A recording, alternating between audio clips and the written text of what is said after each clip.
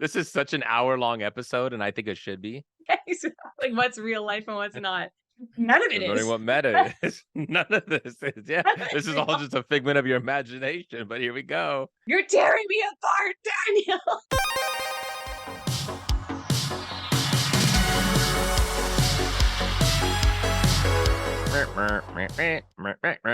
Skeet diddly I diddly. that's your trademark theme song. That's the Daniel theme song. Skeet Yeah. diddly diddly. Diddly. From movies to video games, welcome to Marie Plays It All. Today's episode is Late to the Game with my co-host, Redanimator. Okay, I will take that. I'm not just Danimator, I'm Redanimator. Redanimator. Yeah, I chose you to make you Redanimator just because of the movie, even though that movie's kind of meh. It's campy.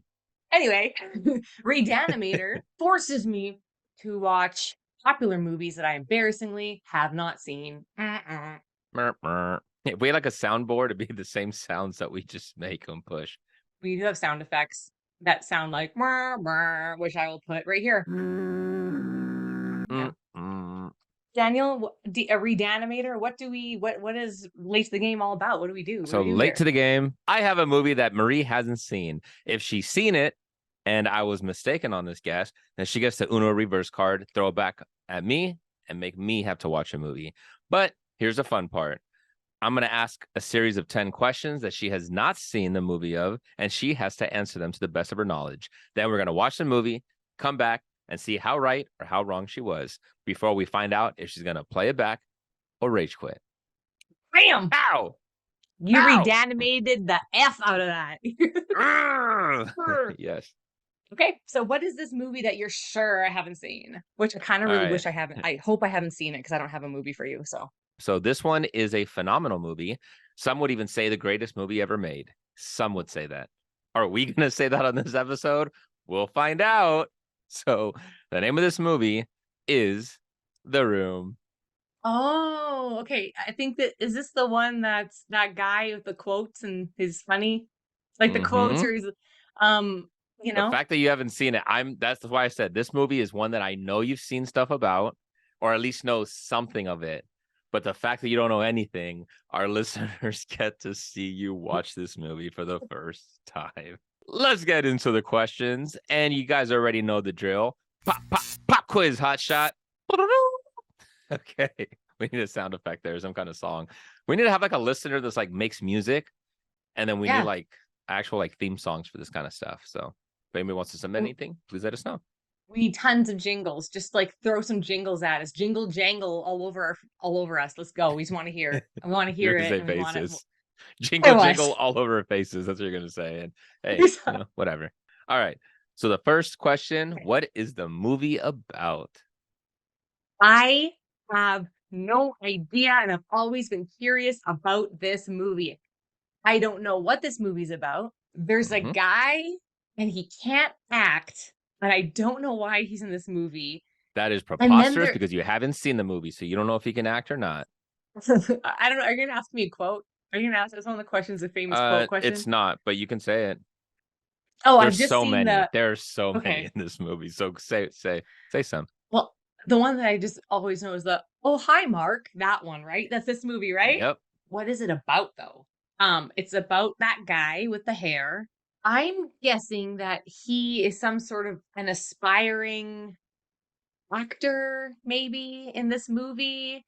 And I don't know if he's going on auditions or something. I think at one point, maybe he gets into a fight with somebody. I think that's what the story's about. And like maybe him struggling to become an actor and get into a room where he can meet people and, network and try to like get auditions and stuff.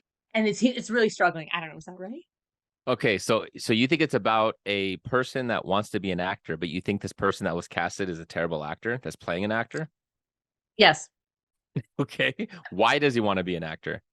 Who doesn't want to be an actor for the fame and the money and the ladies? And I don't want to be an actor. I know not everybody, but it's kind of like a typical dream of people. I'd say lots of people have that dream to have fame and fortune, and yeah, he just wants that. He wants that. So he wants power then. So you imagine he wants to be an Oh, actor because he wants to be celebrity, he wants to be famous, yeah. and he wants to Yes. say, "Oh, hi, Mark." And he wants to be known for that one line. So is that line like an audition, or is that him rehearsing for something? Why do you think he says that? And these aren't even the rest of the questions. I'm just really detailing on this one thing that you focused on before we move on to the rest. Honestly, I thought that was just a line in the movie where he legit is just saying, "Oh, hi, Mark" to a guy. Like, that's what Name Mark. yeah, that's what I think it actually is, but for the story that I'm fabricating in my mind, let's say that is a piece of an audition right there. And let Okay. me just say from that, he didn't get the job. Okay. So so he wants to be an actor. Where's the conflict in your movie? That he can't become an actor because he's so terrible. And he keeps trying and trying, and people keep saying, "You can't, you can't. It's just not in you." Oh, and then maybe someone casts him because he's so bad that they're gonna put him in a movie. They're gonna make a whole movie for him specifically called The Room, and it's him acting as himself, trying to find work as an actor in Hollywood. Do you think it's meta? Yeah, you know what? I don't really know what that word means. My brother uses it all the time, and I've like people just use that word, and I'm like, yeah, sure. So I'm guessing it's kind of like what's meta, like an Inception type thing. Like, what is that? So it's like basically okay, like Deadpool, right? You know how Deadpool have you seen Deadpool? You haven't seen Deadpool. It's Mhm. like if you break the fourth wall and it's like a movie that's Mm. talking to you, the audience. So they're self-aware what it is. So if they're self-aware that it's a movie and they're talking to the audience, it becomes meta. So they're aware of what they are. So if it's a movie about him doing it, so he was really trying to get cast in this movie and ended up casting him in a movie that's based about what just happened, it becomes meta. Okay. Yes, it's a meta movie. Okay. You are this is the most wrong you've ever been about any of your guesses so far. Really? Let's just say that I'm dead serious, but let's keep it rolling. Who is the director and the lead actor in this movie? Oh no. You know what? Usually I try to like be. Ugh. I don't know How do that you know? actor's name. Okay. What makes you so convinced that the guy in the clip is the lead actor? I You've think seen he one is. clip. You're I've convinced that's seen the guy? I've seen numerous clips. There's a clip. I think he's on a rooftop. Okay. That's the same clip, first of all, but okay. Okay, well, if there is an actual lead actor in this movie that isn't the long-haired guy that I always see, then I feel bad for him because this guy is known for this movie and the lead actor isn't. Okay. So let's say this Okay. guy. Give him a name. What Oh, what's Jesus. what's his name? And then what's the director's Um, name? well, when I die and go to hell, this is what hell is going to be. This is going to be Satan being like, "Name me the director of this, Marie. Go." And I'll be like, Yeah. "Oh." And I'll be like, "Listen, I will send you to heaven and you can save your own soul if you name me one director right now." I'd be like, "Let me burn." You'd be there for eternity. Couldn't name one. The main actor guy, I don't know his name at all. His name is Steve Donahue, and the Eve Donahue. Steve, Oh, Steve Donahue. Got it. Steve Donahue. Steve. and the director is it the director that I know? Just look at it and does it strike you as any director you've seen? Like, okay, that kind of looks like this person, like the guy that directed this. At least name a movie that it possibly looks like, if you think it did, or do you think it's somebody completely original? Was it in the nine? Is it a '90s movie or is it '80s? Yes, it's nine. It's even early 2000s. Actually, No, I think it's it's like not. nine. Yeah, it is. I know it's not this, and I'm just gonna throw it. I know it's not Kevin Smith. It's a pretty good guess. These Okay, Kevin questions Smith. literally my soul. I can't. Okay, go on. Just no You more get names. anxiety just answering these questions. I'm Okay. sweating. Where does this movie take place? On a rooftop. The whole movie just takes place on a rooftop? No, it takes place in LA. No, they look a little bit chilly. It takes place in New York, obviously. It's either LA or New York in all these movies. Yeah. New York. Okay. Because he's an No, aspiring. Hollywood. It takes place in Hollywood in the fall winter time because he's wearing a jacket. Okay. Okay. Johnny is what to the flower shop worker? He's the boyfriend of the flower shop worker. Got you. Okay. Why is Denny in trouble?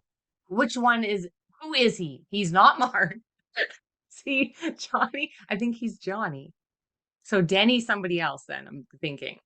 Okay, so Denny is in trouble because he is giving Johnny what are they auditions to this Okay. TV show, and the producers were like, "Don't you dare!" And he's like, "Oh, but he's dating my sister who works at the flower shop, so I have to give him a chance because my Hmm. sister's pressuring me." Is Denny a girl or guy? And what I'm is the saying he's show a now? Because now you're saying it's a show. So what show are we talking about? yeah. He's auditioning for a show that's kind of something along the lines of like a Three's Company type comedy show where Okay. it's like, just like live studio audience type set thing. And Yeah. yeah. So he gave him he went he said, "Screw you producers, I'm giving him an audition and I think we should really give him a shot." And they're like, "No, he's terrible." And he's like, and then Denny's like, "Well, this could be good. It could be like a kind of like a selling factor, like how bad this guy really is." That sounds kind of mean. So is this like a pure comedy or is this a drama? Like, are we laughing at the guy or are we feeling bad for the guy? It's a dark comedy. It's a dark comedy. Okay, it's a dark comedy, but it seems like everybody's laughing at this poor character. And we, the audience, the real audience, are we feeling bad for this character? Like, should we be feeling bad for him or are we actually laughing at him too? And we all just feel like bullies laughing at this poor character. No, we're laughing because he's so bad, but we're also rooting for him because we want him to succeed. Even though he's so bad, we're like, he could. There's a place for him in this Hollywood world. We Okay. know, so we're like, Okay. it's pulling on our heartstrings a little bit. This guy's probably gonna be like a piece of garbage. Steve. He's just gonna be terrible. So so this actor named Steve, now is he pretty good? So he's Okay. doing a really good job in this character, like conveying that he's a bad actor? Or are you just saying he's a really bad actor? Because if he's that bad of an actor, why would the Yeah, real producers of this movie cast him? That's what I'm asking. because he was Why so would they put all bad. the He pre was but why would they put all this pressure on an actor that's terrible to lead this movie? That's what I'm it, asking. well, I just think like, you know what? Maybe he just doesn't have any shame whatsoever. He's like, fine, I get my own movie. Good. I don't care. I am a bad actor. Let's put it Well, on yeah, display. he's As long happy. as I get some recognition. Yes. The Why actor's is the happy. producers why are the producers hiring this actor is what I'm asking you. Because I think they're just so blown away by how bad he is. They're like, this dude needs his own movie, man. We got to give this guy a movie because if we're going to market it as being so bad. He's so bad in this movie. You have to see the story of this poor guy's life. So what movie was he coming into audition for? Because they didn't know Steve, this actor. So what movie did they have written that they were casting for? I don't You know. see what I'm He went on saying? tons. I'm saying one of the producers of all the Oh, met movies him that from he. another audition. Got you, got you. Yes, So met him in an yes, audition, took the idea, gave it to a writer. The writer wrote it. They attached a director, it's Kevin Smith, to jump in and direct this guy based off his audition tapes. They saw him and said, "This guy's so awful. I'm gonna write an entire movie based on this guy's life." yes, and we need him to Got it. star in it. We need him to star in it because no other Yeah. person could even act as bad as this guy acts. And then the guy's like, "I get my own movie, stoked. I don't care if you think I'm a bad Yeah. actor. Sell my soul to the Hollywood machine. Give me some money and some fame. I don't care." It's the only way he's getting a role, so I understand, right? That makes sense. What is Johnny falsely accused of? He's falsely accused of stealing money from the flower shop where his girlfriend works so that he can get headshots for acting. And that's why him and his girlfriend break up. And then she threatens to be like, "No, I am not going to support you. And I'm not going to give a good word in to Denny, my brother, who is giving these auditions for the show." It wasn't Johnny. He was falsely, but she thought it was him because he was so desperate for money because he's so desperate to become an actor, and he was low on money because he's a struggling actor in Hollywood. So she thinks he did it. But he didn't do it, right? Because he was falsely No, accused of it. Who falsely stole it? accused. Who stole it then? This is what happens in the Okay. movie. Tell me.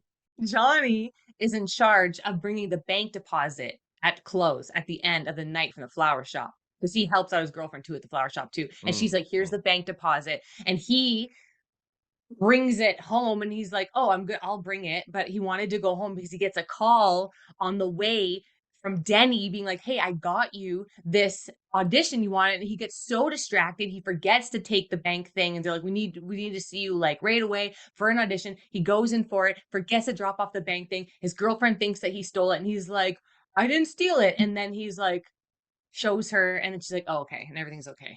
But it causes a little bit of a kerfuffle in the begin in it for a bit. Well, it seems pretty easy to just say, "Oh my God, you stole it," and he just quickly shows it to her. They could draw it out in a movie because then it'll be like, oh, Yeah, a scene of her he like being misplaced like, it. "Where's the cat?" And then the bank being like, it didn't happen." And then her calling him and be like, "No, trust me." And they could draw that out in a movie. That could be a whole like 15-minute Yeah, thing going on, showing the Kevin different Smith. sides of everything. Yeah, Yeah. Ken Smith knows. What is Claudette suffering from? Claudette.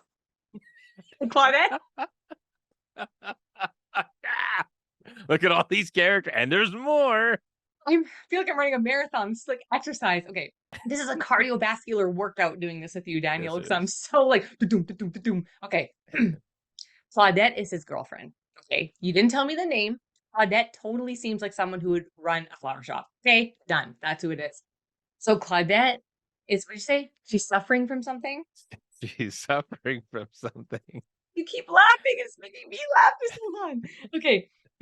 Claudette, it's suffering from she suffers from short-term memory loss because she got hit on the head once before by someone who tried to rob the flower shop. So not only is she like you first of all, she totally forgot she even gave Johnny the money to bring. So she's like, "Where's the money?" And so she suffers from this short-term memory loss. And this causes numerous friggin' conflicts in the movie. It's like an ongoing running conflict joke in this movie. It's her short-term memory loss. It's like 51st dates, like that.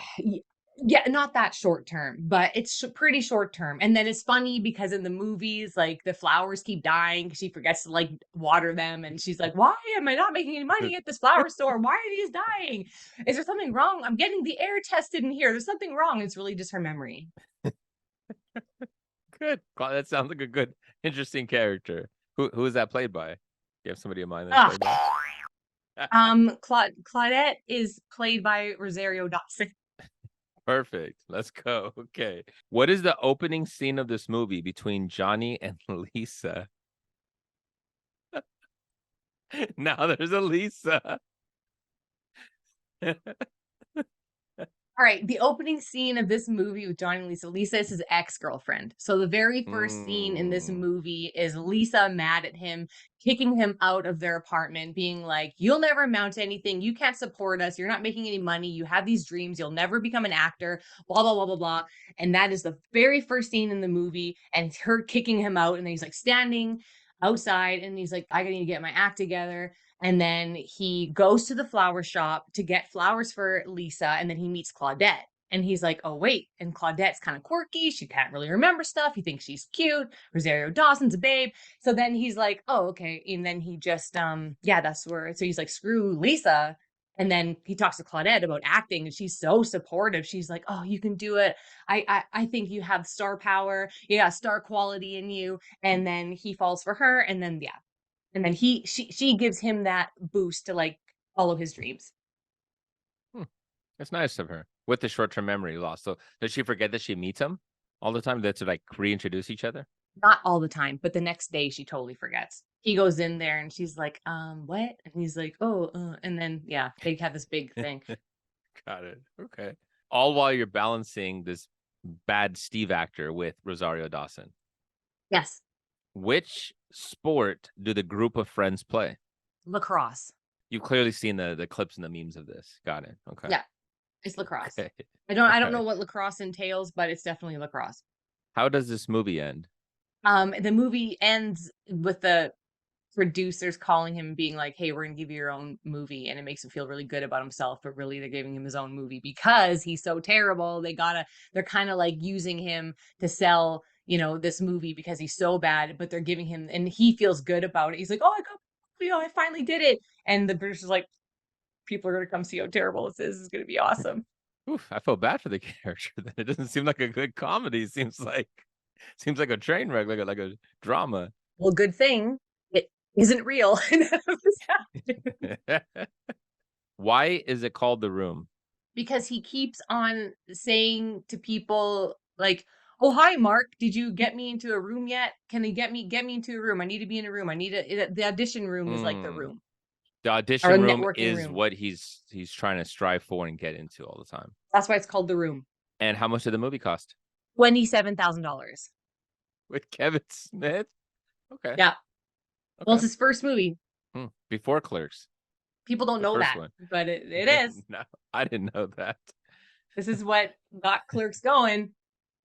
Even though Clerks came out many years before this one. So this one just got released after Clerks came out because he already had Yeah. acclaim and clout and all that. Got it. Okay. Yeah, because then Kevin Smith had the name, and then he's like, "Oh, I'm gonna release The Room.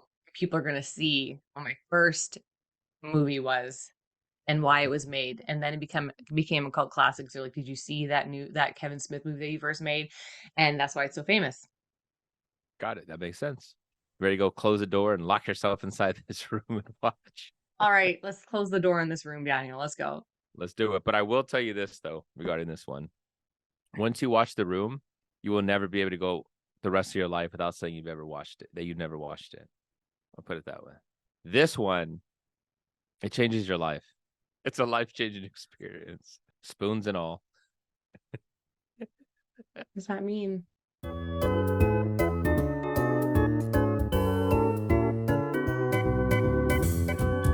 I watched it first thing this morning. I woke up to The Room. And you saw the greatest cinematic masterpiece we've ever witnessed in human civilization. If you thought Troll 2 was good, just wait until this one. I'll tell you all my feelings at the end, but Perfect. So we're gonna hit you back with a question. What is the movie about? Is it about a struggling actor? No. And you know what? It's not really about anything. It's about something. I mean, sure. The movie is about a relationship between a man named Johnny, his girlfriend Lisa. Lisa ends up having an affair with Johnny's best friend. You're my best friend. His best friend. That's pretty much it. Yes, a deterioration of the relationship. Who is the director of the movie? How you pronounce his last name? Tommy Wiseau. Is that how you pronounce it? And Tommy then he Wiseau. also starred in it. Hold on. Who's the lead actor in the movie? I would say it's him. And who's the producer of the movie? Is that a question that you asked me? No. Or are you it's asking Tommy Wiseau. Oh, yeah. Okay. You're killing the joke, Marie. It's directed by Tommy Wiseau. It's acted starring Tommy Wiseau and is produced by Tommy Wiseau. He did everything to do with this. And I have some very, very fun facts about that, but we will hold that until afterwards. Where does this movie take place? San Francisco. That's right. Represent. Yeah. Johnny is what to the flower shop worker? He's her number one customer. Her favorite customer. Or favorite customer. That's my notes. You're my favorite customer. You're my favorite customer. Hi, doggy. Hi, doggy. So they said, this is not even part of the fun facts. They said that when they were filming that scene, it was at a real flower shop, and that worker is not a real actress. She's just a real flower shop worker, obviously. And that nobody noticed that there was a dog there. So when he goes and he says, "Oh, hi, doggy," that was the first time he realized that there was a dog there. How much is it? It'll be $18. Here you go. Keep the change. Hi, doggy. You're my favorite customer. Thanks a lot. Bye. Because the dog was just so old, it just sat there and didn't move. So when he said, "Oh, hi, doggy," that was the first time that everybody on set realized that there was a dog sitting on that table. But anyways, why is Denny in trouble? He got drugs from, it's like a drug dealer guy, and he owes him money. There's like no answers. What is Johnny falsely accused of? Hitting Lisa. I did not hit her. I did not. I did not hit her. I did not. What is Claudette suffering from? Oh, she thinks she's suffering from breast cancer. No, she is actually suffering. It's actually happening. Did they make that clear? Yeah. She says the doctor's called. My results came in. It is. It absolutely is. That's what her lines are. What is the opening scene of this movie between Johnny and Lisa?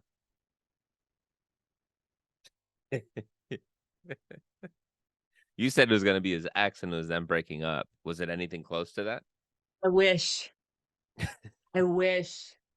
It was, I want to say the most awkward sex scene I've ever seen, but it was a sex scene on this. Yeah. More details. So he comes in. Well, hi, babe.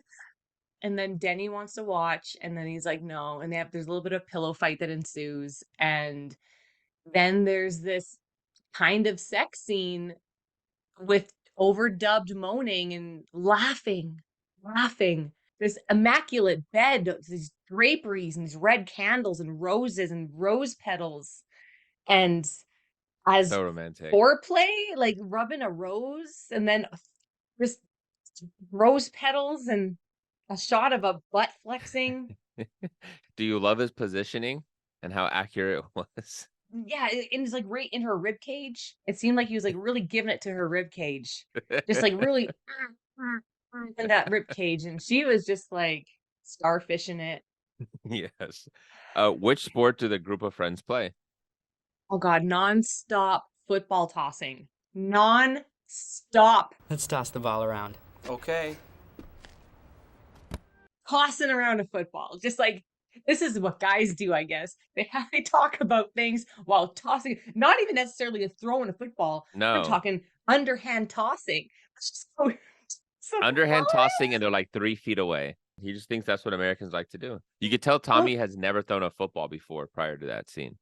How does this movie end? Oh, Johnny dies. He commits suicide.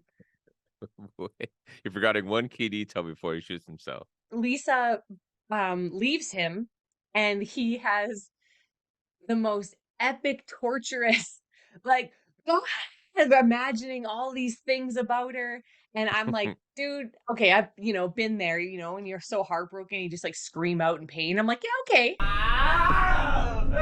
Why, Lisa? Why? That's kind of like realistic. He's imagining all these things. He takes the red dress. He thrusts into the red dress as he's screaming in pain. And then he tears it. And then he has this gentle rage throughout the. He's taking the whatever fruit dish and he's gently scooping it off. And he's taking like gently ruining everything, but still in rage and such passion. And then he takes out a gun. Why does he grab her dress? And like, why is he fondling himself with the dress in moments of pain? Pain and pleasure, like remembering the good times, then mad about the good times. And I bought her this dress. I remember that beautiful rose petal fueled lovemaking in the ribcage session we had. And then he rubs it and he's mad at it, but he loves it and he's in pain. And then he tears it and it's symbolic. How much did this movie cost? I looked this one up by accident. It was That's fine. $6 million. Could have been 27,000. I'd have been like, yeah, seems right. Does $6 million make it worse or better? Worse. The fact that you've seen this, yes. $6 million Yes. you spent on this. That had a higher budget than Get Out. I don't know where the money went. Do you know where the money went? Oh, Lingerie, gun. No, I know where it went, but okay. we'll save that. I could imagine that they had to pay a lot of people to make an original soundtrack for this movie. So I mean, maybe they had to pay because there's no way those songs exist in life. So No, it's like somebody sat down like at a guitar center and just like practice playing piano for the first time, and that's the soundtrack. yeah, but except for every single sex scene has like an epic slow hip hop song. Is that Mhm. suiting? Why is the movie called The Room? No idea. No clue. Because it took place in like that room a lot. No idea. That's the correct answer. We have no idea. Do you want to know what his reasoning was? Yes. Here's his reasoning. Because the movie is meant to be a safe place. I've never felt more uncomfortable watching anything in my life. Exactly. So it could have been called a panic room, and I would have maybe believed that. Are you ready for some fun facts before we dive into your notes? Tommy submitted the movie after they finished filming. He submitted it to Paramount Pictures for distribution. Oh. It's a process that usually takes 2 weeks for them to review. He got a no within 24 hours. Here's where some of the money went. So it was shot simultaneously on 35 millimeter film print and an HD digital camera. That's never done. He was confused about the difference between what that meant when they had the footage. So he had his cameraman, like they set up a special mount where it had a digital camera and a 35 millimeter print. He wanted to be the first director to shoot them both once he found out that people don't shoot like that. But he was unaware that both required different crew and different lighting. And rather than renting the equipment like most productions do, especially when it comes to independent films, he purchased the equipment. So he bought a HD camera that cost over $100,000. And the final product that we saw only used 35 millimeter footage. Didn't even use the digital. he was ambitious because he probably was like, "Well, I'm definitely going to be making more movies after this." So, Yeah, I mean, and he did. There's more. oh, oh no, okay. Okay. By the end of filming, the film had a lot of blurry footage because no one cared to check the lens. So when you actually watch the movie, you actually see some of the blurry footage that actually made the cut. Tommy demanded that he be naked because the movie wouldn't sell otherwise, despite everybody telling him otherwise. So he sat there and filmed like a 9-minute sex scene with Lisa and then loved it so much that he kept all of it and then cut it into the chunks where we replayed it. Remember, he looked, he said, I already saw this footage again. It's not, it's just unused footage from the first scene. That's it's exactly what I thought. I'm like, this is the exact same sex scene and it's footage that he didn't but I mean, he was in that ribcage for a long time then because Yes. whoa. And it was like super uncomfortable. He had the entire crew stand around and watch when they filmed it, which is something that they never do. They usually lock it down and they keep it to only like important people that need to be on there. So even like your PAs are supposed to leave, he had everybody come and watch. And he felt like he needed it. Everybody kept telling him, "You don't need to be naked. We don't need this." And he's like, "Nope, I need to be naked in this movie. Otherwise, it won't sell." What is the logic in that? No one You wants saw to the see a naked man or a penis. We didn't see a penis, thank God. But no one wants to see that. Who are you selling this movie to? Newsflash. Women don't want to see that in movies. Get out of here. This film failed to grab an Oscar nomination. Shocking, because he left it in theaters enough to to have potential to get nominated. It didn't. But ironically, The Disaster Artist was nominated for Best Adapted Screenplay. So Yeah. there's that movie. So that movie's based on Tommy Wiseau and the making of The Room. The actor that played Denny was older than everyone else except for Tommy, but his character was meant to be 10 years younger. 10 years younger than whom? Lisa. Oh, Lisa looked like she was in her early 20s. Yeah, so Denny was in his 30s. But he's supposed to be 18. Probably. Well, he's older and he's supposed to be like 18 or younger. Yeah, like 17. Yeah, 18. Something like Yeah, that. I think he's like, oh, when he turned 18, this happened. Yeah, okay. Yeah. Yeah, Why was he sitting there trying to watch him? That was weird, wasn't it? I just like to watch you guys. Johnny's the father figure, but he wants to watch them. But then he's in love with Lisa. But that's okay. Johnny doesn't care. We'll get there. We'll get there. The movie has a giant cult following, naturally. Yes. And there's a lot of celebrities too that are huge fans of this movie. So it's played at midnight on special screenings, and even Tommy Wiseau will go and go to those sometimes, so you can see him.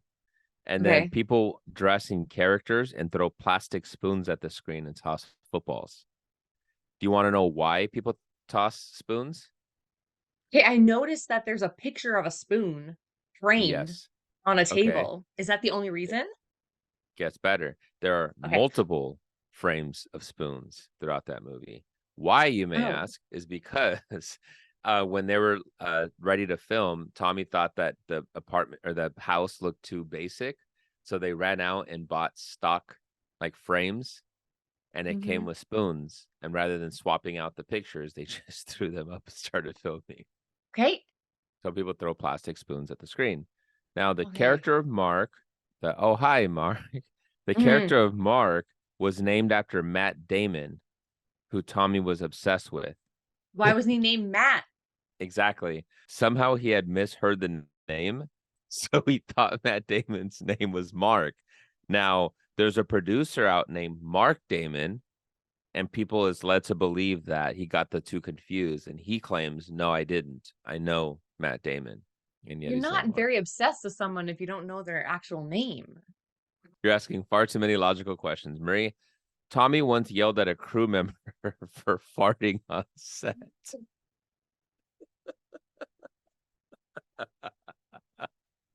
Read the whole story. That's it. That's all I got. It was just a blurb. Yelled at someone.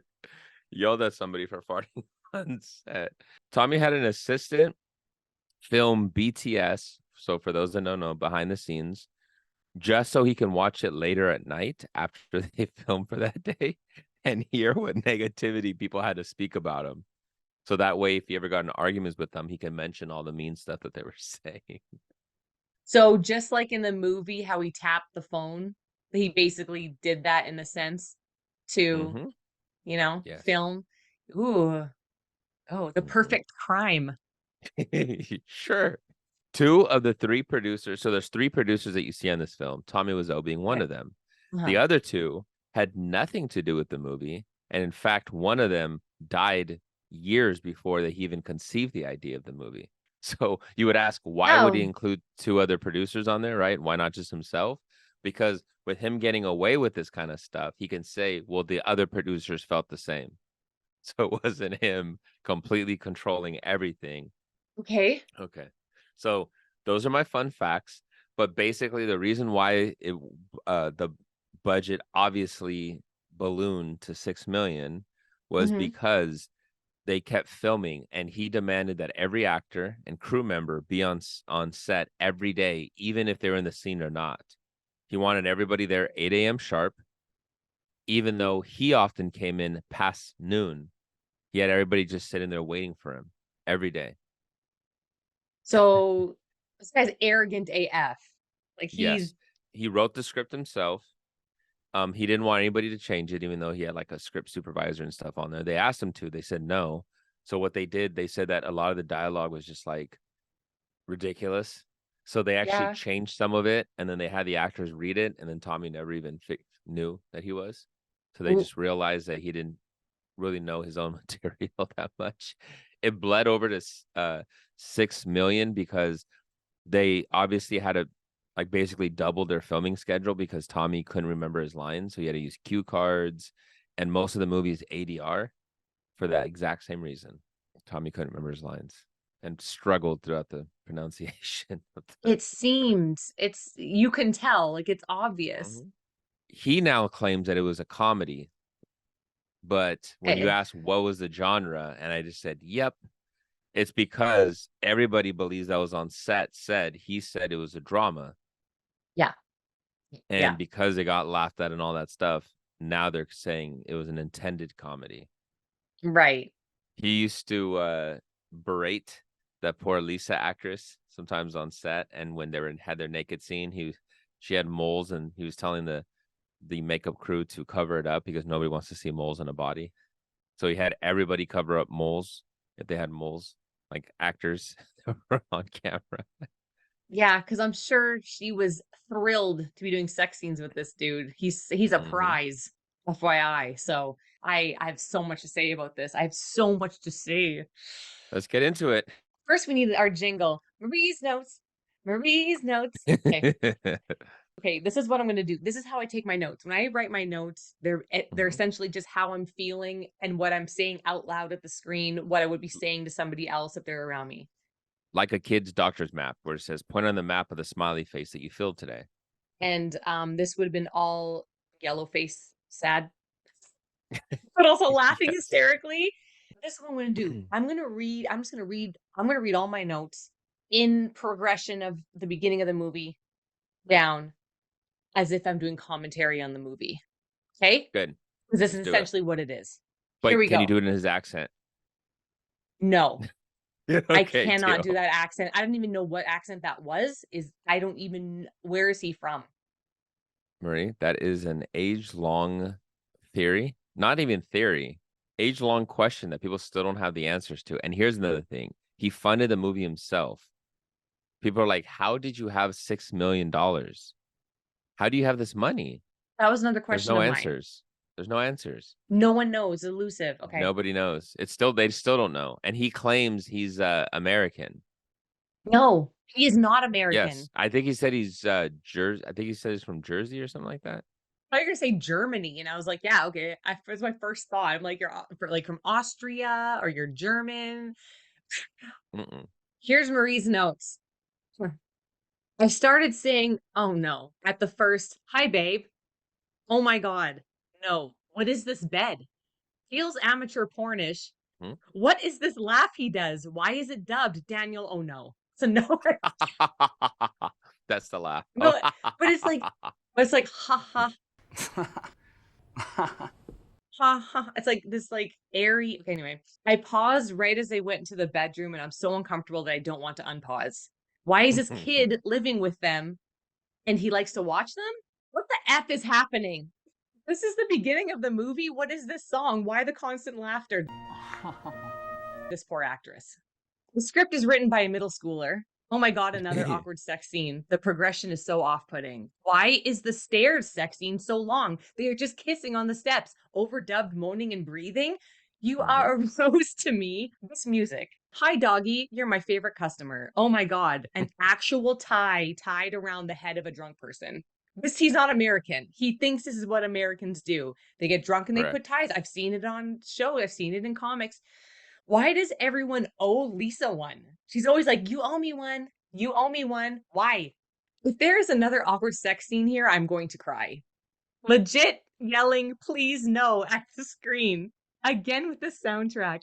Is this the same sex scene from the beginning? More rose play, same position? No wonder Lisa thinks you're boring. Come on, Johnny, switch it up.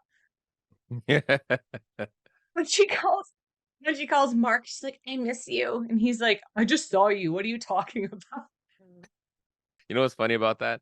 That's such an unfiltered reality sometimes. You can have some girl be like, oh my God, I miss you. And the guy's like, who cares? I literally just saw you.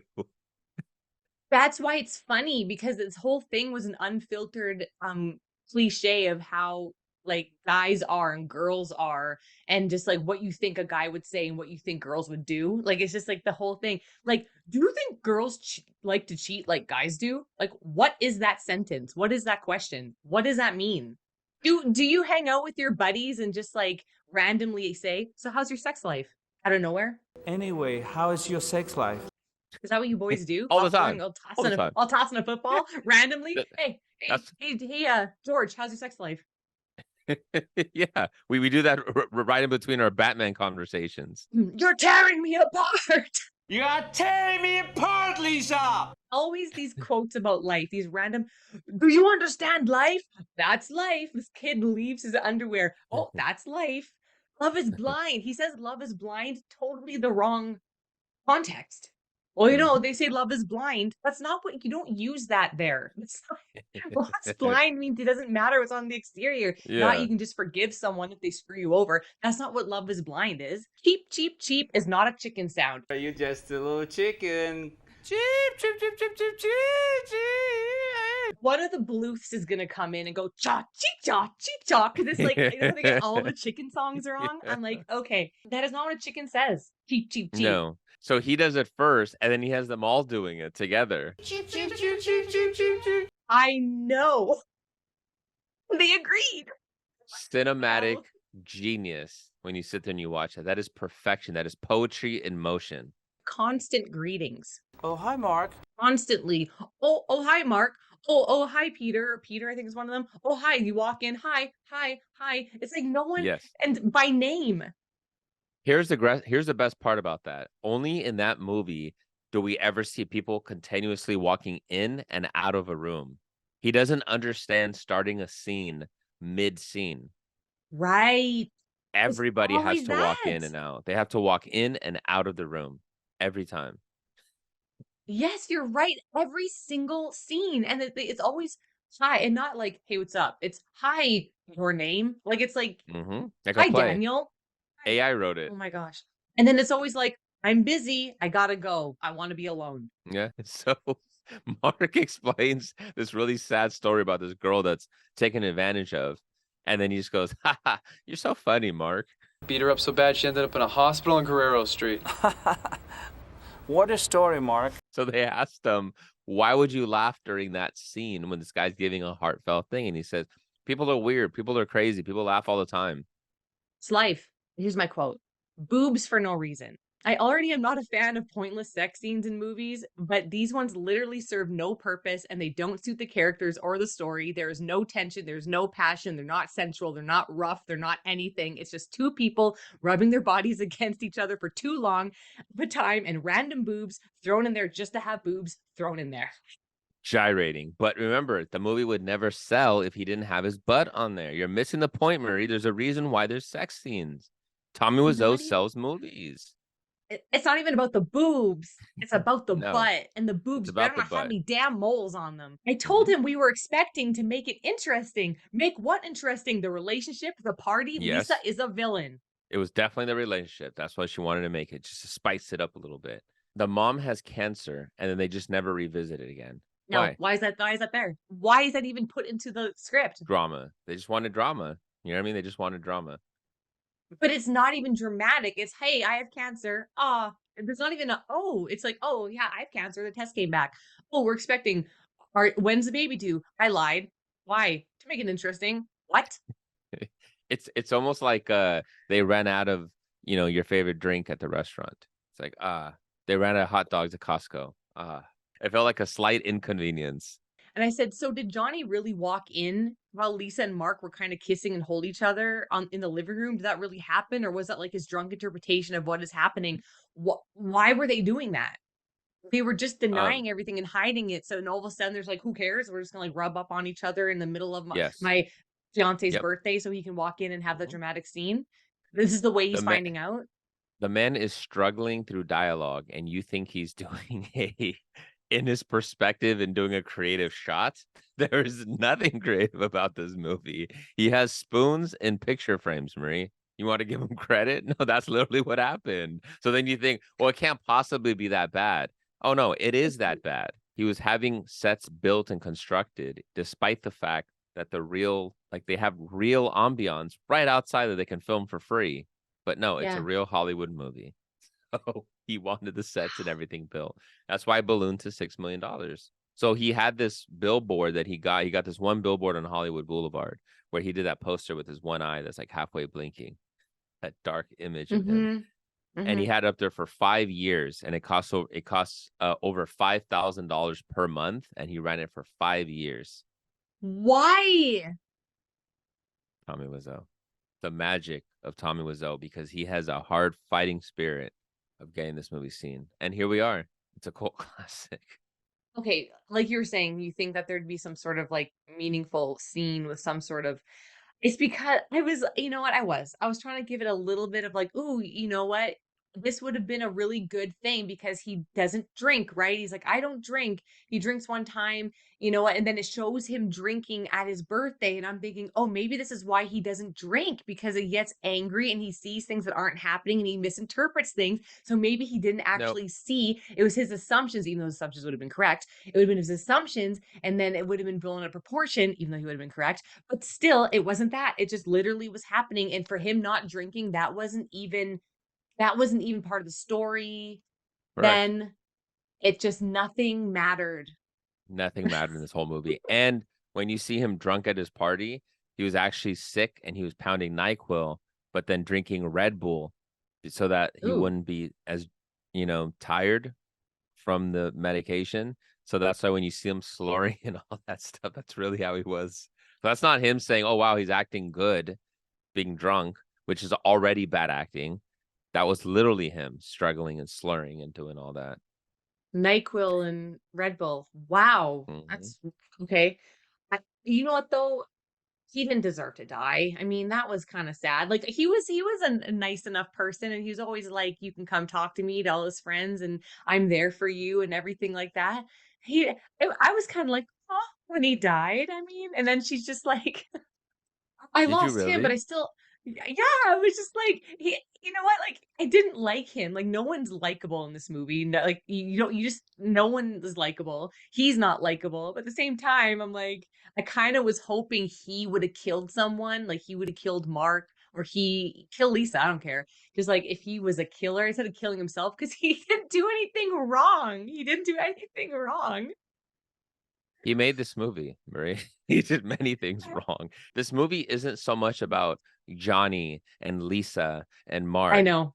This movie is like going to a zoo and you're just watching the zookeeper forcibly force these poor Yeah, people inside these cages. And we're watching it for an I hour and know. a half, forcing this poor Lisa actress into these I know. gratuitous sex scenes.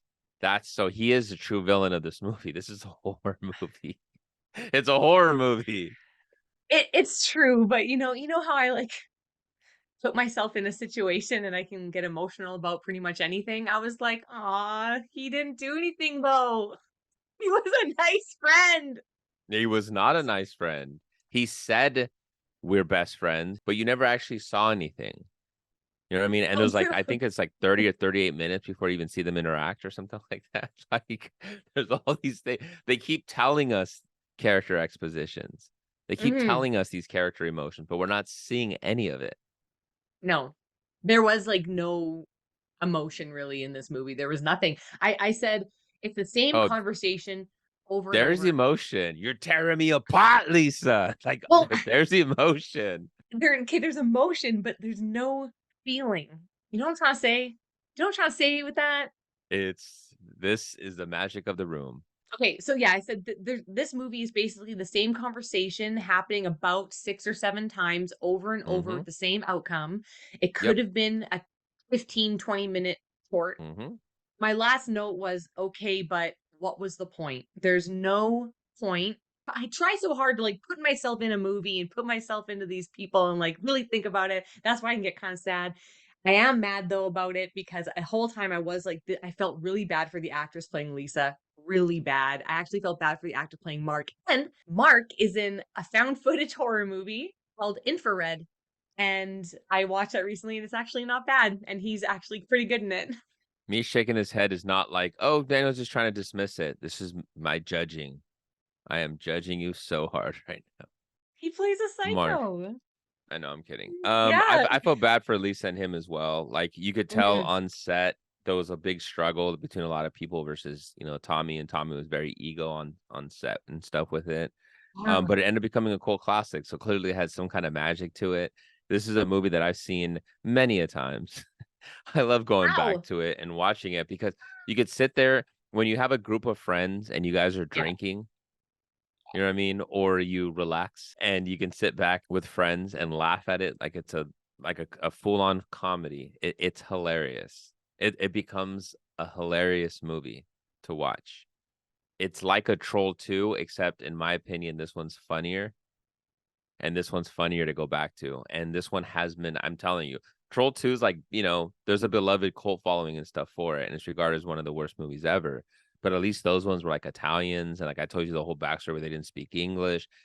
This one was just like, what the hell was this? In my opinion, this was a worse movie than Troll 2.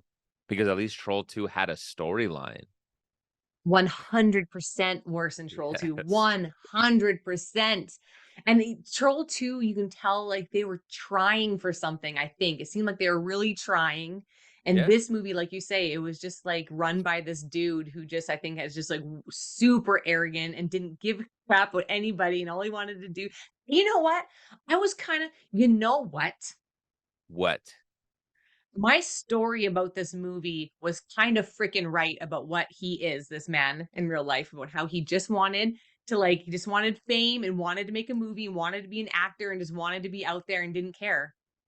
You did, but you said though that you thought it was because, you know, him being a bad actor and all that stuff. He didn't want to be a bad actor. Yeah, no, but he was. And that's why it's a cult classic. Well, I mean, come on. Look at the guy. Yes, he's a bad actor. There's a reason why you've never seen him before. I fed up with his world. There's a video online that if people have seen this movie and they want to watch, you can go online, and Collider did a video, like a little skit where he plays the Joker from The Dark Knight. And you see him acting as Heath Ledger's Joker, delivering the lines. Is it brilliant? It's Tommy Wiseau. I mean, that goes hand in hand. Tommy Wiseau is the most, you know, genius thing we've ever seen. He's original beyond anything else we've ever seen. You should see interviews with Tommy Wiseau. It's magical. So we sit here and we talk about these great films, and we can talk about these ex machinas. There's bad movies that are just annoyingly boring bad, but then you get some gems like this that is just such a train wreck that like there's a magic to it about how awful that this thing could possibly be, and it takes the perfect kind of storm, because Tommy Wiseau has tried making a movie or two past this, and it doesn't have the same. It's not the same. I haven't even watched them. I saw the trailers. I'm like this, because now you're intending it to be bad.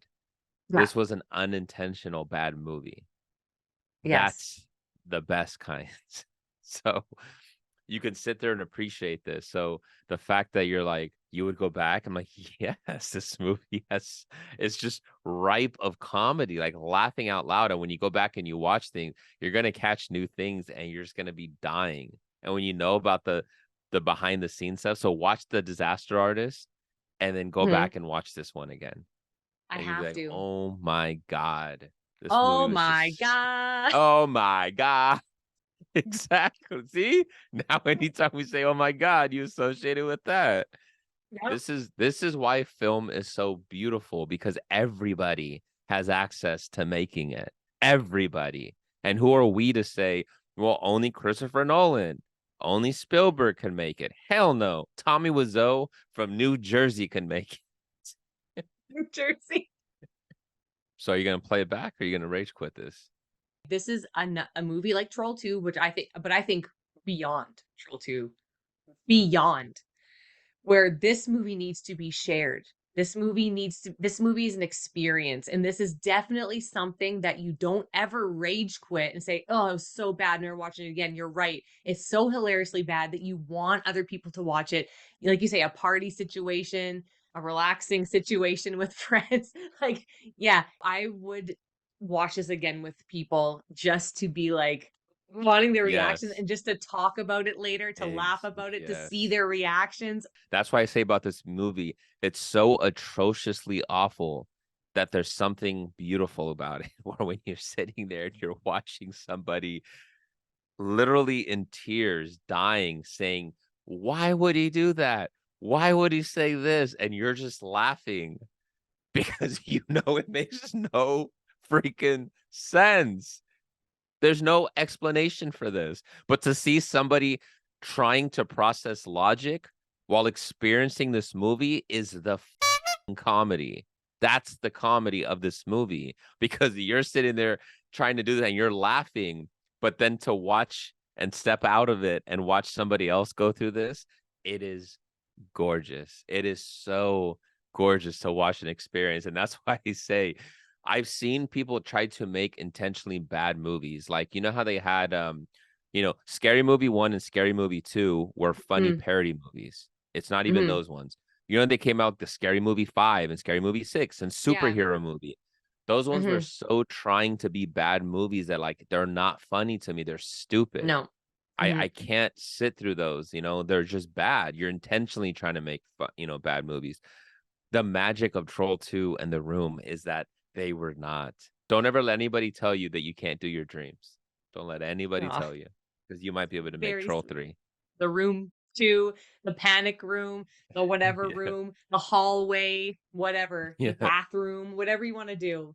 Watching movies like this as people who really appreciate artistic movies and good movies, and then you watch something like this and you just can't wrap your head around how anyone could make this, think of this, act in this, put this out, like the balls they have, the no shame. We just don't get it. And that's why I think there's a beauty in that too. Because it's like I can't relate. I don't understand this. I don't understand it. So it's like a mystery. It's like a little mystery how this ever was made, why anyone would think to make this, why they thought it was a good idea, why you need your butt in this movie gyrating into a rib cage. We don't get it. And we never will. And that's We why never we're like will. intrigued by it. Yeah, you watch this movie, you will not believe what you're seeing and hearing. You will not believe it. You just won't. It's unbelievable. This is why we do Late to the Game, for Yeah. moments to introduce people to these brilliant movies. I like how when we're talking with closing our eyes because we're just like, That's actually the best viewing experience you'll have watching the movie. thank you for watching this episode. Replays it all late to the game with my generous co-host, Redanimator. Thank you so much. He did it again, giving me one of these horribly hilarious, wonderful, awful movies that I'll never forget. You were right. It's unforgettable. Yes. And that's why it was one of those ones where, like, it feels like a special gift. And that's when I was finally ready to present this one to you. I was like, yes, it feels like Christmas. You can watch more of our content on our YouTube channel, Not a Strong Start. You can follow us on Instagram and Twitter at Not a Strong Start. You can listen to us anywhere you listen to your podcasts. Like and subscribe and comment and share and all those things. And you can follow me on Instagram at Marie Plays It All. And you can follow me at King_Sangre. never stop playing, never stop following your dreams. Like channel the Tommy Wiseau inside you and just like conjure up 6 mil and you can make something as immaculate as The Room yourself. Just You hope you always can. you hope. I mean, no one can touch that movie. Nothing can compare or compete, but you can try. Never stop Wiseauing. Oh, bye, Mark. Bye, Mark. Bye, Bye, Mark. doggy. Bye, Bye, doggy. doggy.